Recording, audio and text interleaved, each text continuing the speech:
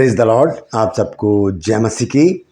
मैं परमेश्वर का धन्यवाद देता हूं आज की सुबह के लिए जो परमेश्वर ने हम सबको दिखाई है। एक और नया दिन हमारे जीवन में जोड़ दिया परमेश्वर ने। हम परमेश्वर को अनगिनत बार धन्यवाद की भेंटें चढ़ाते रहें। Praise the Lord.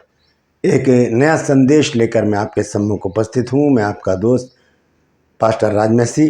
और आज का जो संदेश है वो बहुत ही महत्वपूर्ण है, बहुत ही ज़रूरी है, क्योंकि एक हमारा विरोधी है जिसे हम शैतान कहते हैं, जो इब्लीस है, जो लूसीफर है। उससे हमारा युद्ध चल रहा होता है, लेकिन ये नहीं कि हम हर समय उससे युद्ध करें। आज मैं आपको 4 ऐसी बातें बताऊंगा जिस समय हमारा युद्ध शैतान से हो रहा होता है। वो 4 ऐसे महत्वपूर्ण समय हैं, ऐसे वो समय जिस समय वो हमारे विरोध में खड़ा हो जाता है, और तब हमें परमेश्वर के आत्मिक हथियारों की ज़रूरत पड़ती है। तो वो बातें जानने के लिए आपको पूरा एपिसोड देखना पड़ेगा, पूरा वीडियो देखना पड़ेगा। तो अंत तक मेरे साथ बने रहिएगा। कोशिश करूँगा छोटा वीडियो बनाने की, इसीलिए ध्यान से आज के वचन को सुनने के लिए मेरे साथ रहिए। तो आइए एक छोटी सी प्रार्थना करके आज के वचन को हम शुरू करेंगे। जीवित और महान दयालु पिता परमेश्वर, हम तेरा धन्यवाद, तेरा शुक्र, तेरी तारीफ, तेरी बड़ाई करते हैं प्रभु, क्योंकि तू इस योग्य है। धन्यवाद देते हैं आज का दिन दिखाने के लिए। आज के वचन के लिए मैं प्रार्थना करता हूँ प्रभु, इस वचन को शेयर करने मेरी मदद सहायता कर। मेरे होठों को, मेरे दिल दिमाग को छूकर ब्लेस कर प्रभु जी। मेरी आत्मा, मेरा शरीर तेरे ही कब्जे में रहे, ताकि बोलने वाला मनुष्य नहीं बल्कि तेरा आत्मा हो। जो भी गुड़ भेद की बातें आज के इस वचन में छिपी हैं वो हम पे प्रकट करना प्रभु जी, ताकि प्रभु जी उन बातों को हम जानें और अपने जीवनों में उनको उतार सकें। जितने भी लोगों ने प्रभु जी कल प्रेयर रिक्वेस्ट भेजे या आज सुबह भेजे, उन सबको मैं तेरे सम्मुख लेकर आता हूँ। हर एक की रोग, बीमारी, चिंता, परेशानी को अपने सामर्थ्य नाम के द्वारा दूर कर प्रभु जी। कमी घटियाँ दूर कर, ज़रूरतों को पूरा कर, बांझपन, बेरोजगारी और प्रभु जी घर के क्लेश, घर के प्रभु जी वो समस्याएं प्रभु जी जो घरों में पाई जाती हैं, सबके घरों से दूर कर दे मेरे प्रभु जी। जितने भी लोग इस वचन को देख रहे हैं, सुन रहे हैं, उन सब पर भी मैं तेरी आशीष बोलता हूँ प्रभु। सबको आशीषित कर और सबको अपनी महिमा के लिए इस्तेमाल कर प्रभु, यीशु के नाम से मांगते हैं, आमीन। Praise the Lord. तो परमेश्वर का धन्यवाद देते हैं आज की सुबह के लिए। और बहुत ही गंभीर विषय है आज का, और वो विषय है कब होती है शैतान से हमारी लड़ाई। ये जानने की ज़रूरत है हमको कि वो कौन सा समय है जब हमारी शैतान से लड़ाई होती है, जद्दोजहद होती है, हमारा मल युद्ध उससे होता है। तो इस बातों को जानने के लिए सबसे पहले हम देखेंगे इफिसियों की पत्री और उसका 6 अध्याय 10 और 11 आयत, जहाँ पर इस विषय में लिखा है। और ये बात हम सब जानते हैं कि वहाँ पर संत पौलुस ने क्या कहा है। इफिसियों की पत्री 6 अध्याय 10 और 11 आयत इस प्रकार से लिखा है, निदान प्रभु में और उसकी शक्ति के प्रभाव में बलवंत बनो। क्यों जरूरत पड़ गई ऐसा कहने की संत पौलुस को? क्योंकि वह जानता है कि हमारी ये लड़ाई, हमारा युद्ध शैतान से है, इसलिए हमें हथियारों की ज़रूरत पड़ेगी। 11 आयत में लिखा है, परमेश्वर के सारे हथियार बांध लो कि तुम शैतान की युक्तियों के सामने खड़े रह सको। और 12 पद में लिखा है, क्योंकि हमारा ये मलयुद्ध लहू और मांस से नहीं, परंतु प्रधानों से और अधिकारियों से और इस संसार के अंधकार के हाकिमों से और उस दुष्टता की आत्मिक सेनाओं से हैं जो आकाश में है। शैतान के बारे में लिखा है। तो 11 आयत में लिखा है, परमेश्वर के सारे हथियार बांध लो कि तुम शैतान की युक्तियों के सामने खड़े रह सको। हमें परमेश्वर के सारे हथियारों को बांधने की ज़रूरत है, और आगे चलकर हम सारे हथियारों को देखते हैं जो संत पौलुस ने यहाँ पर लिखे हैं।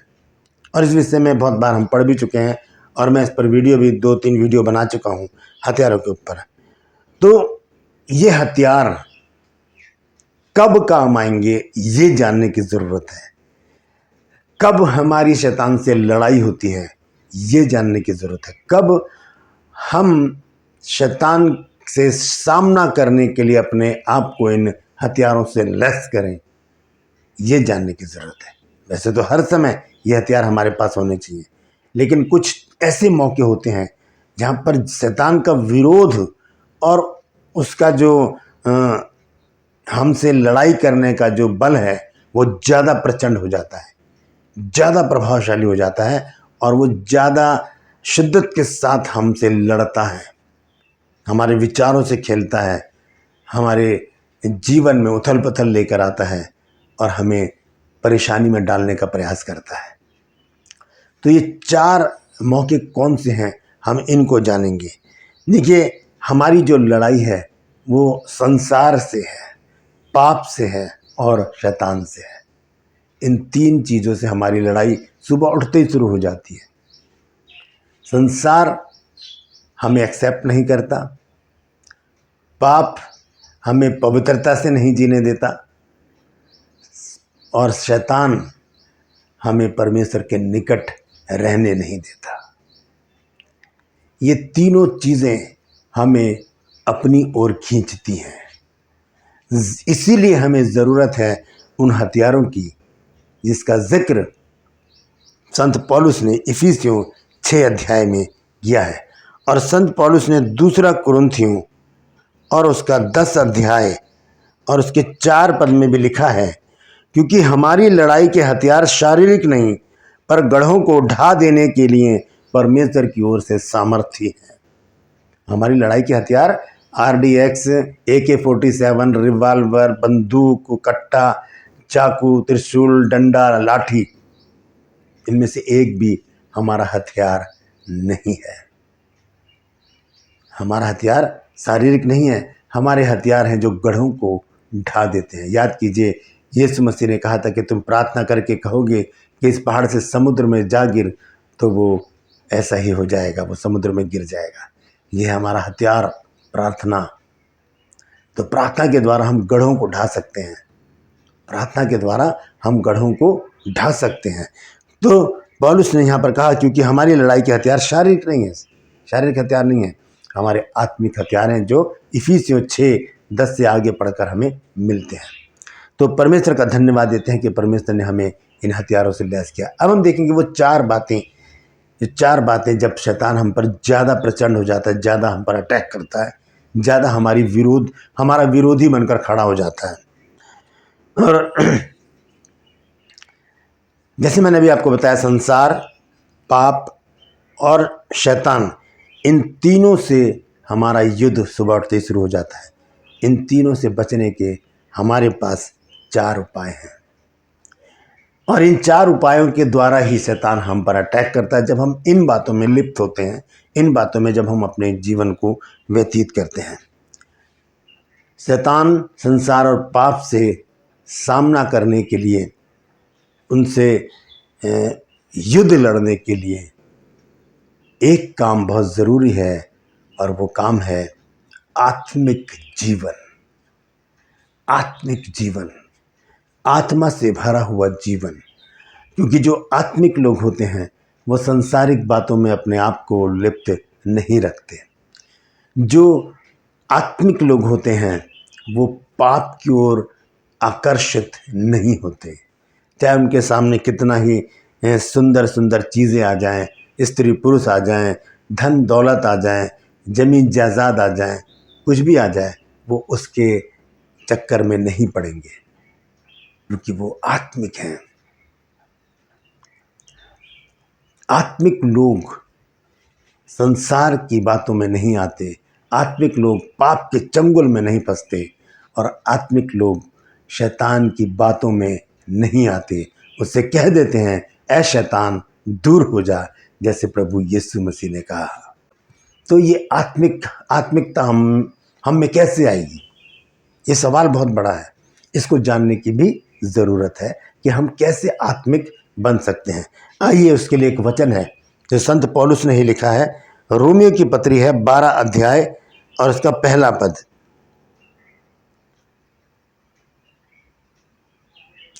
यह लिखा है, इसलिए हे भाइयों, मैं तुमसे परमेश्वर की दया स्मरण दिलाकर विनती करता हूं कि अपने शरीरों को जीवित और पवित्र और परमेश्वर को भावता हुआ बलिदान करके चढ़ाओ, यही तुम्हारी आत्मिक सेवा है।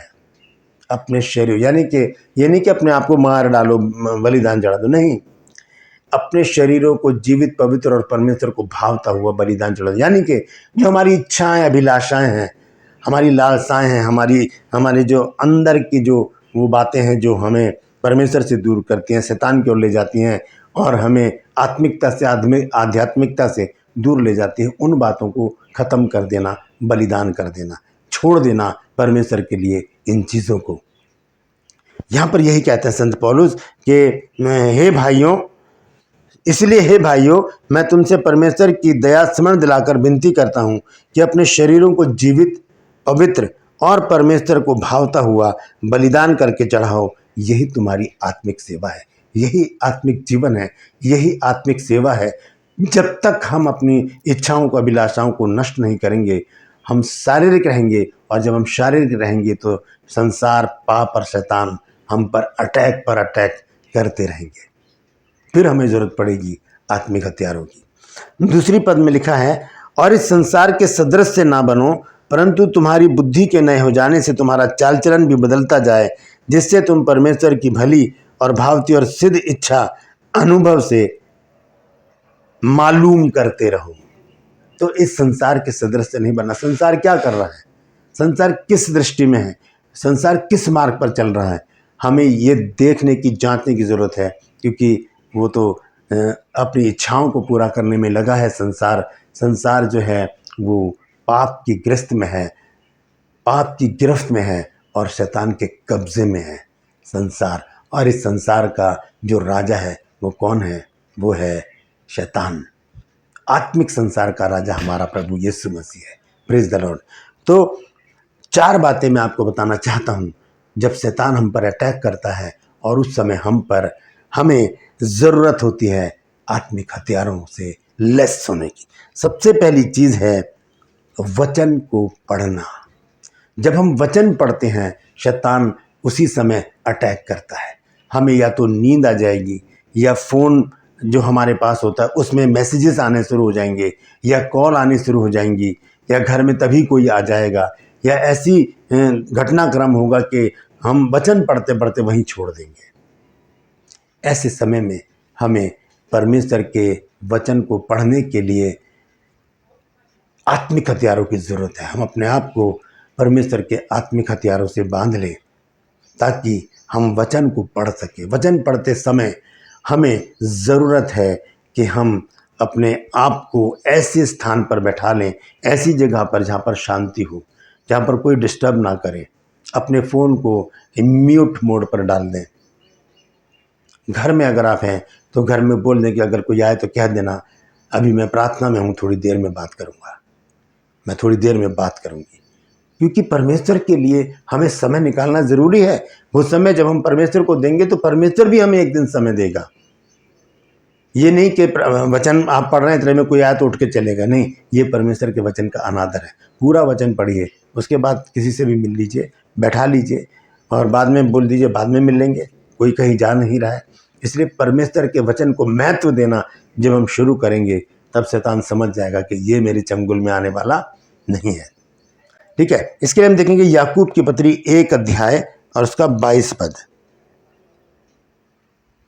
यहाँ पर लिखा है, परंतु वचन पर चलने वाले बनो और केवल सुनने वाले नहीं जो अपने आप को धोखा देते हैं। जब तक हम वचन को पढ़ेंगे नहीं तो हम उस पर चलेंगे कैसे? हम उस पर चलेंगे कैसे जब तक पढ़ेंगे नहीं, जब तक सुनेंगे नहीं। तो बहुत ज़रूरी है, जैसे कि रोमियो 10:17 में लिखा है, विश्वास सुनने से और सुनना मसीह के वचन से। तो ज़रूरी है कि हम वचन को पढ़ें, सुने, उसके लिए समय निकालें। पहली बात, जब हम वचन को पढ़ेंगे तब शैतान हम पर अटैक करेगा, तब हम पर शैतान। ये होता है लड़ाई का पहला समय। जब हम वचन को पढ़ने बैठते हैं शैतान हम पर अटैक करता है। यहाँ हमारी लड़ाई शुरू हो जाती है। यहाँ पर हमें विजयी होने के लिए परमेश्वर के हथियारों को बांध लेना है। दूसरी चीज़ है प्रार्थना। जब हम प्रार्थना करते हैं तो प्रार्थना में भी हमें बहुत बार नींद आ जाती है, हमारे विचार कहीं और चले जाते हैं, दरवाजे पर डोर बेल बज जाती है, कोई ना कोई रुकावट प्रार्थना में भी आ ही जाती है। ये शैतान के काम है। वो नहीं चाहता कि हम परमेश्वर से प्रार्थना करें। ये रुकावट हमारे जीवन में डालना चाहता है कि ये लोग प्रभु से प्रार्थना ना करने लग जाएं, कहीं प्रभु इनकी सुने और इनके जीवन को ही भला चंगा कर दे, इनके जीवन को ही और अच्छा बना दे। वो नहीं चाहता कि हम एक अच्छा और प्रतिष्ठित जीवन जिए, इसलिए वो व्यवधान डालता है हमारी प्रार्थना में। यीशु मसीह ने कहा मत्ती 26 और उसके 41 पद में कि जागते रहो और प्रार्थना करते रहो ताकि परीक्षा में ना पड़ो। Praise the Lord. तो ये दूसरा समय है जब शैतान हम पर अटैक करता है। वो नहीं चाहता कि हम प्रार्थना करें। ये समय होता है शैतान से युद्ध करने का, उसे परास्त करने का। हम उसे लताड़ सकते हैं, कह सकते हैं शैतान दूर हो जा। तीसरा जो पॉइंट है वो है आराधना के समय। आराधना के समय शैतान बहुत परेशान करता है, हमारी दृष्टि को इधर उधर फिराता रहता है। जबकि आराधना का एक तरीका है, अगर हम आराधना कर रहे हैं अपनी आंखों को बंद करें और सोच लें कि बहुत सारे लोग हमारे सामने बैठे हैं, स्वर्गदूत हमारे सामने हैं, प्रभु यीशु मसीह हमारे सामने हैं, हम प्रभु की आराधना कर रहे हैं। वचन में लिखा है यूहन्ना 4 अध्याय के 23 पद में कि वह समय आता है, वरन अब भी है, जिसमें परमेश्वर के भक्त लोग जो हैं आत्मा और सच्चाई से उसकी आराधना करेंगे, क्योंकि परमेश्वर अपने लिए ऐसे ही आराधकों को ढूंढता है। आत्मा और सच्चाई से जब हम आराधना करेंगे, शैतान की हिम्मत नहीं होगी कि वो हमारे निकट आ जाए, क्योंकि सबसे ज़्यादा शैतान जो है वो आराधना स्तुति से ही डरता है। तो हमें हर समय मन में और अपने विचारों में, जुबान से भी परमेश्वर की आराधना स्तुति करते रहना चाहिए। ये तीसरा मौका होता है जब शैतान से हमारी लड़ाई होती है, जब हम आराधना कर रहे होते हैं। Praise the Lord. चौथा और आखिरी, जब हम संगति में जाने का मन बनाते हैं, कहीं कॉटेज मीटिंग है, कहीं संगति है, कहीं सेमिनार है, कहीं पर परमेश्वर के कोई खास जन आए हैं, उनका वचन सुनने हम जा रहे हैं, तब वहाँ पर शैतान बहुत रुकावटें डाल देगा। आपकी गाड़ी खराब हो जाएगी, आपके घर में अचानक कोई आ जाएगा, आपको अचानक कोई काम याद आ जाएगा, आपके घर में छोटी सी बात पर झगड़ा बड़ा हो जाएगा, आपके मन में विचार आएगा कि कल चले जाएंगे, आज छोड़ो। आप बहुत सी बातों को अपने दिमाग में लेकर, मतलब शैतान आपके दिमाग में ये बातें डाल देगा कि ये काम ज़रूरी है, पहले इस काम को निपटा लेते हैं और समय मिलेगा तो हम फिर मीटिंग में चले जाएंगे। ये सब शैतान के चाल हैं, इसकी युक्तियां हैं। वो हमें रोकना चाहता है जब हम संगति में जाना चाहते हैं। तो संगति में जाते समय, संगति में बैठते समय भी, अगर हमारे घर में संगति है तब भी वो ऐसे ही काम करेगा। तो ऐसे मौके पर हमें आत्मिक हथियारों को यूज़ करने की ज़रूरत है। हम लताड़ दें शैतान को, शैतान दूर हो जा। वचन में लिखा है इब्रानियों 10 अध्याय के 25 पद में लिखा है कि एक दूसरे के साथ इकट्ठा होना ना छोड़ें, जैसा कि कितनों की रीति है, पर एक दूसरे को समझाते रहें, और ज्यों ज्यों उस दिन को निकट आते देखें त्यों त्यों और भी अधिक किया करें। इस बात को ध्यान में रखें कि इकट्ठा होना नहीं छोड़ना। चाहे कुछ भी हो जाए, चाहे कितना ज़रूरी काम आ जाए, गाड़ी खराब हो जाए तो आप ऑटो कर लीजिए, कैब कर लीजिए, किसी भी तरह पहुँचे वहाँ पर, क्योंकि हो सकता है वहाँ पर कोई ऐसा वचन हमको मिल जाए जिसकी हमको बहुत ज़रूरत है। रुकावटें शैतान डालेगा, लेकिन उन रुकावटों को पार करते हुए हमें अपने गंतव्य पर पहुंचने की ज़रूरत है। जहाँ पर परमेश्वर के लोग हैं, जहाँ पर परमेश्वर है, जहाँ पर परमेश्वर का वचन है, वहाँ पर हमें आत्मिक खुराक मिलेगी। तो ये 4 बातें आज मैंने आपको बताई हैं जब शैतान से हमारा युद्ध होता है। सबसे पहले जब हम वचन पढ़ रहे होते हैं, जब हम प्रार्थना कर रहे होते हैं, जब हम आराधना कर रहे होते हैं, जब हम संगति में जा रहे होते हैं, तब शैतान हम पे अटैक करता है। यही वो समय होता है उससे युद्ध करने का और उस पर जयवंत होने का। बिना प्रभु के हम उस पर जयवंत नहीं हो सकते। आइए अंत में एक वचन पढ़ के मैं समाप्त करूंगा। याकूब 4 अध्याय और उसका 7 पद। यह लिखा है, इसलिए परमेश्वर के अधीन हो जाओ और शैतान का सामना करो तो वो तुम्हारे पास से भाग निकलेगा। Praise the Lord. हमें करना क्या है? परमेश्वर के अधीन हो जाना है, उससे प्रार्थना करके कहना, प्रभु इस शैतान को मुझसे दूर कर दे। लिखा है कि परमेश्वर के अधीन हो जाओ और शैतान का सामना करो तो वो तुम्हारे पास से भाग निकलेगा। पास से भाग निकले का अर्थ ये है कि वो हर समय हमारे पास रहता ही है। तो हमें परमेश्वर के अधीन होकर उसका मुकाबला करना है ताकि वो हमारे पास से भाग निकले और इन 4 मौक़ों पर हमसे युद्ध ना करे। हारना तो उसे ही है क्योंकि वो पहले से ही हारा हुआ है। यीशु मसीह ने क्रूसिफाइड होकर उसे मात दी है। Praise the Lord. परमेश्वर इन वचनों के द्वारा हम सबको आशीष दे। यदि आज आपने कुछ नया सीखा है तो ज़रूर कमेंट सेक्शन में आकर बताइएगा। इस वचन को शेयर कीजिए ताकि और भी लोग इन बातों को जान सकें। ये सच्चाई है परमेश्वर के वचन की और हम सब की जिद है सच को फैलाना। अगर आप भी जिद्दी है सच को फैलाने में तो कमेंट सेक्शन में लिखिए कि हाँ मुझे जिद है सच को फैलाने की। Praise the Lord. यदि अभी तक आपने मेरे इस चैनल को सब्सक्राइब नहीं किया है तो अभी सब्सक्राइब कर लीजिए, बेल आइकन को दबाइए ताकि नया वीडियो बिना रुकावट आपके पास पहुंच जाए। मेरी वीडियोस को लाइक कीजिए, शेयर कीजिए और कमेंट सेक्शन में आकर मुझसे ज़रूर बातचीत कीजिए और मुझे बताइए कि आपको मेरा प्रयास कैसा लग रहा है। आज के लिए बस इतना ही। फिर मिलूंगा एक नए संदेश के साथ, एक नया वीडियो लेकर। तब तक के लिए मुझे इजाज़त दीजिए, लेकिन अपना और अपनों का ख्याल रखिए। Praise the Lord.